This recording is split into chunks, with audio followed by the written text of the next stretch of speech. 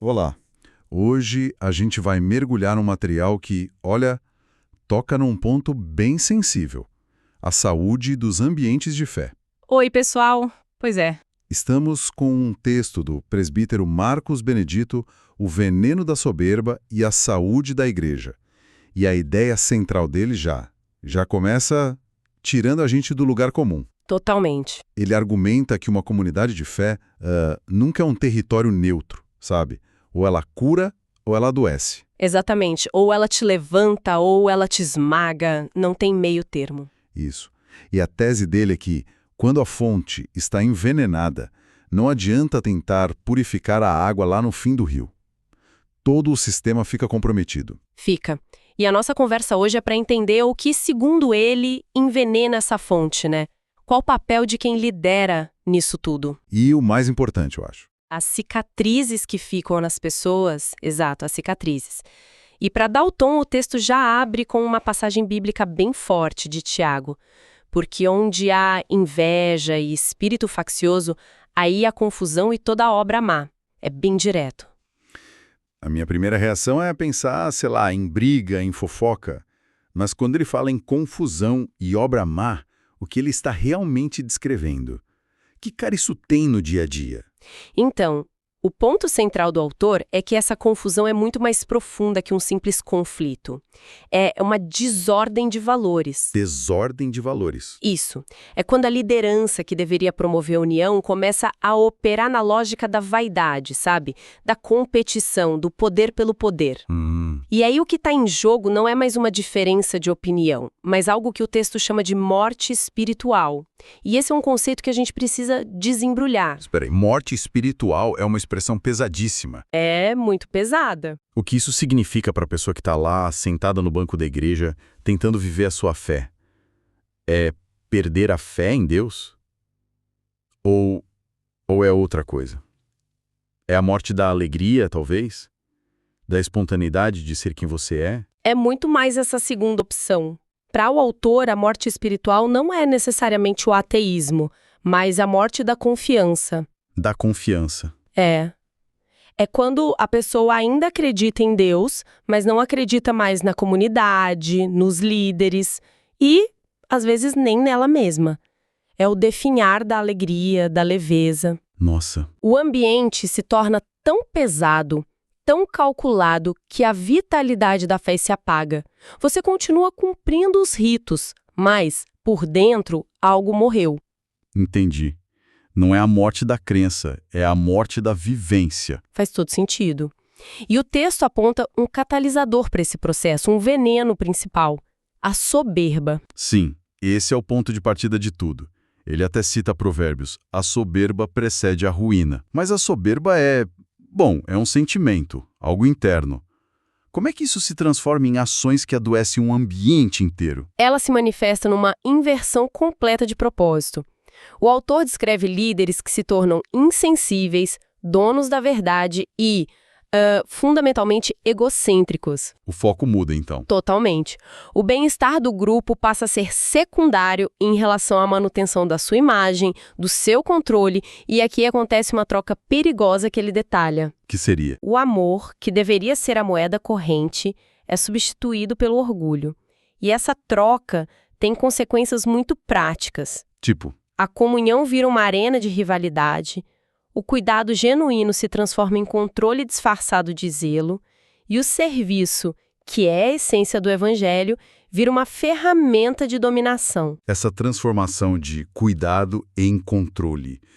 Isso me chama muita atenção. É uma linha muito, muito tênue, né? Demais. Ninguém chega dizendo, eu vou te controlar. A frase é sempre, eu estou cuidando de você. Onde que o autor desenha essa fronteira? Como é que se diferencia um líder zeloso de um controlador? A diferença, segundo o texto, está no resultado. O cuidado genuíno empodera, ele te dá autonomia, faz a pessoa crescer. Certo? O controle, por outro lado, infantiliza, cria dependência, enfraquece. O autor usa aqui uma imagem devastadora que Jesus descreve em Mateus 23. De suportar e os põe sobre os ombros dos outros. O líder controlador está sempre adicionando peso, mais regras, mais culpa, mais obrigações, enquanto o líder que cuida ajuda a aliviar o peso que a vida já impõe. A pergunta a se fazer é: estar perto dessa liderança me deixa mais leve ou mais pesado? A resposta geralmente revela a verdade. Isso é um ótimo termômetro. A liderança te dá asas ou te põe correntes? Se a lógica é impor fardos sem ajudar a carregar, me parece que o próximo passo natural é começar a se beneficiar do esforço dos outros. O texto vai por aí. Ele fala de exploração. Exatamente. É a consequência inevitável. E aqui o autor lança mão de uma das denúncias mais ferozes da Bíblia, do profeta Ezequiel. Qual delas? Ai dos pastores de Israel, que se apacentam a si mesmos. Não apacentarão os pastores as ovelhas? Nossa, se apacentam a si mesmos. Ou seja, usam o rebanho para se alimentar. Precisamente. E é crucial entender o peso dessa citação. No contexto de Ezequiel, isso não era uma crítica a uma má gestão. Era uma acusação de traição nacional. Traição? Sim, os guardiões do povo estavam, na verdade, devorando o povo. Ao usar essa passagem, o autor está elevando a questão. Ele está dizendo que esse tipo de liderança não é um simples erro administrativo, é uma traição da missão mais sagrada que alguém poderia receber. É uma traição da confiança. E na prática, como isso acontece? É sobre dinheiro? Pode ser, mas o texto foca em algo mais sutil e talvez mais danoso: a exploração do capital emocional e espiritual das pessoas. Como assim? É usar a fé para manipular, criar grupinhos, alimentar conflitos internos só para se manter como o centro indispensável de tudo. O foco deixa de ser a saúde das ovelhas e passa a ser o fortalecimento do pedestal do pastor. E o resultado disso nas pessoas é trágico. O texto fala de gente sincera, de coração aberto, que acaba ferida, decepcionada. Muito ferida. E o pior, como você mencionou antes, a ferida é tão funda que muitos não se afastam só daquela comunidade. Eles perdem a fé na instituição igreja como um todo. Sim, a desilusão se generaliza. E para ilustrar a gravidade disso, o autor recorre a uma das advertências mais assustadoras de Jesus em Mateus 18. A da pedra de moinho. Essa: quem fizer tropeçar um dos pequeninos que crê em mim, seria melhor amarrar uma pedra de moinho no pescoço e ser jogado no fundo do mar. A imagem é brutal. E deixa claro que, na perspectiva do texto, desviar vidas, especialmente as mais vulneráveis, não é um deslize. É uma ofensa de proporções cósmicas. Exato. E vale a pena a gente se aprofundar um pouco nessas feridas. O texto cita um salmo que descreve bem esse estado de espírito. O meu espírito se angustia dentro de mim. É uma angústia que vem da dissonância, né? O lugar que deveria me curar está me ferindo. Isso. E um dos pontos mais importantes que o autor levanta é que muitos que saem o fazem em silêncio. Não é por falta de amor a Deus. É por quê, então? É por excesso de dor causada por homens. Isso é fundamental. Quebra completamente aquela narrativa simplista de que quem se afasta é porque esfriou na fé ou se desviou. Completamente.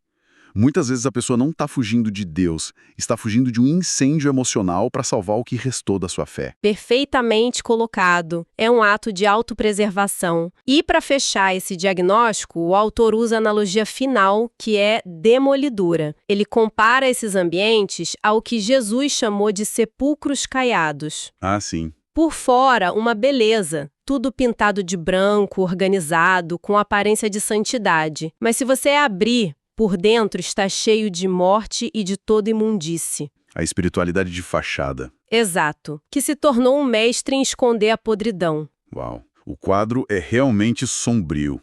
Sepulcros caiados, morte espiritual, fardos pesados. Depois de um diagnóstico tão devastador, o autor oferece alguma saída. Existe um antídoto para esse veneno ou o texto termina de forma pessimista? Felizmente, ele dedica a parte final a apresentar o antídoto. E o contraste não poderia ser mais absoluto, porque o antídoto é o próprio modelo de Cristo. Então ele faz uma oposição direta. Direta. O autor opõe a imagem dos líderes que impõem fardos ao convite de Jesus em Mateus 11.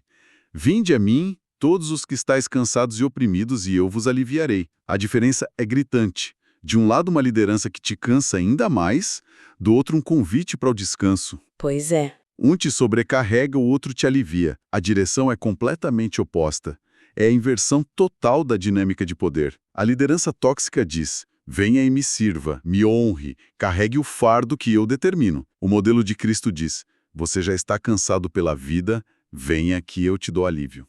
Faz sentido? E o texto aprofunda isso com outra metáfora belíssima do profeta Isaías, que diz que o Messias não esmagaria a cana que já está quebrada, nem apagaria o pavio que ainda fumegava. Isso. Em outras palavras, o modelo de liderança que não chuta quem já está caído não é para quebrar de vez. Ela fortalece. E onde a chama está fraca. Onde a chama da fé está quase se apagando, ela não sopra para apagar. Ela protege do vento e assopra para reacender. É um modelo que gera vida, não morte. Certo, mas como isso se traduz num chamado prático para a liderança hoje? Porque é uma imagem bonita, mas como ela vira ação?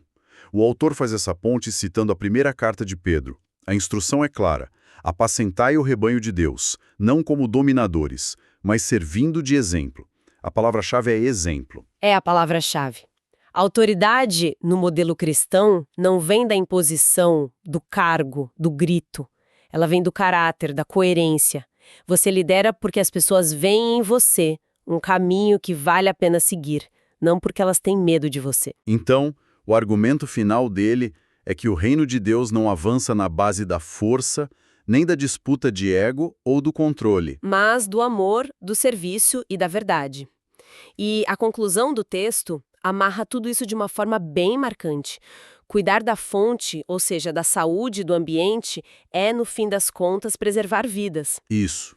Porque, como ele diz, homens passam, ministérios mudam, mas as marcas deixadas nos corações permanecem. Essa frase final é o coração de tudo. As estruturas são temporárias, os nomes no poder mudam, mas o impacto na alma de alguém, seja para o bem ou para o mal, é permanente. É uma responsabilidade gigantesca. Sem dúvida. Fazendo um balanço, fica claro que a tese central é que a saúde de uma comunidade é um reflexo direto da humildade ou da soberba de sua liderança. Um espelho, na verdade. Ambientes saudáveis que seguem esse modelo de restauração curam e levantam pessoas. Ambientes doentes, envenenados pelo orgulho, ferem e as expulsam, muitas vezes, em silêncio. Perfeito. E essa ênfase nas marcas que permanecem, sabe, nas feridas duradouras, me faz pensar numa última coisa. Sabe, essa conversa toda me leva a uma provocação que o texto talvez não explore diretamente, mas que fica implícita. Manda. Nós focamos, e o autor foca com toda a razão, na imensa responsabilidade da liderança em criar ou evitar esses ambientes tóxicos. Isso é inegociável. Com certeza. Mas essa análise toda levanta uma questão para cada um de nós. Qual é o papel e a responsabilidade de cada membro de uma comunidade para identificar, resistir e ajudar a curar um ambiente que está adoecendo? Nossa. O que podemos fazer para não nos tornarmos apenas vítimas silenciosas desse processo? Nossa, essa pergunta vira o jogo. A gente passou o tempo todo falando da responsabilidade deles, da liderança. Mas essa ideia de que talvez exista uma responsabilidade coletiva pela saúde do ambiente, isso muda a perspectiva. Muda tudo. Não é só sobre apontar o veneno, mas talvez sobre ajudar a encontrar o antídoto, juntos. Uma reflexão em tanto para encerrarmos.